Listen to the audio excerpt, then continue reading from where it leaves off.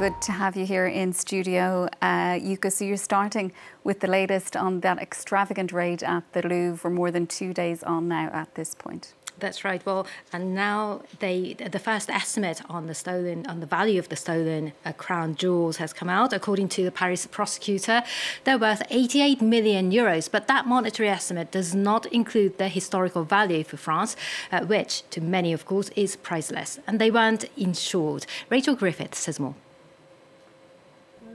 Precious jewels that once adorned French royalty, now stolen from the world's most visited museum. While this imposing crown was spared, the pearl diadem is gone. The price tag, 88 million euros. But the robbers may not line their pockets as quickly as they hoped. The wrongdoers who took these gems won't earn 88 million euros if they had the very bad idea of disassembling these jewels. We can perhaps hope that they'll think about this and won't destroy these jewels without rhyme or reason. It comes after France's culture minister said the security apparatus at the Louvre were working properly during the theft, after questions emerged about faulty security cameras. Were the security systems at the Louvre Museum faulty? No, they were not faulty. That is a fact. The security systems at the Louvre Museum functioned. As you know, I have initiated an administrative investigation that will be conducted with full transparency and reveal the details of the events that occurred last Sunday. What's more, the stolen jewels were not insured, like all artworks in national museums, according to the government. Curators say France's heritage isn't just cultural pride, it's an economic asset, and protecting it demands real investment. In other business news, Yuka, you're turning to Japan. It has its first female prime minister. She's facing a lot of economic challenges right off the bat. Her name is Sanae Takaichi, and she does face tough times ahead as her party doesn't control parliament at the moment. After losing a long-time coalition partner over policy differences, she forged a new partnership with right-wing populist Isshin no Kai, agreeing to pursue a lot of its political and economic agenda. Some tax cuts and subsidies to ease the cost of living are among her immediate priorities, but other campaign pledges and those of the Isshin party may be harder to realise. Let's take a listen to what she had to say earlier today. We will implement solid measures to address the rising prices faced by the Japanese people. We intend to swiftly abolish the temporary gasoline tax.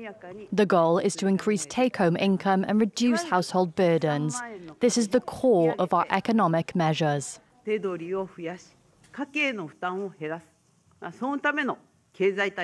And Yuka, she said her political role model is Margaret Thatcher. She's also a protege, though, of the late former Japanese Prime Minister Shinzo Abe and a strong supporter of his economic policies. That's right. Those economic policies were called Abenomics, and they were launched in 2012 to try and boost growth with an ultra-easy monetary policy, fiscal stimulus and investments. While it did result in years of negative interest rates, it fell short of spurring growth as much as it hoped. The new Sanaenomics, as Takaichi herself calls it, is set to look similar to Abenomics on fiscal expansion and monetary easing, but it comes against a very different economic backdrop. At the end of 2012, Japan was in a deflationary spiral with negative inflation. It's now close to plus 3%, not necessarily due to stronger economic activity, but rather driven by rising import costs. And the yen is a lot weaker against the dollar now, while GDP growth has remained slow. All the promised stimulus measures could add to Japan's debt pile. It's already the highest among major economies at 230% of GDP. By comparison, France's debt is 115% of GDP, and it's at the heart of political turmoil. Japan is not considered at risk of default, however, chiefly because its debt is issued in its own currency and mostly held by domestic investors and the Bank of Japan.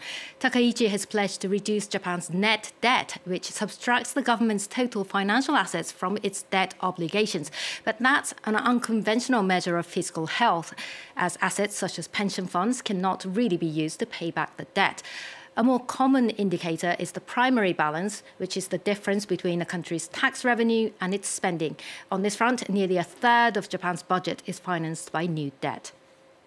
Now, Japanese stocks continued to rise on Tuesday, with the Nikkei closing at another record high amid expectations of fiscal expansion.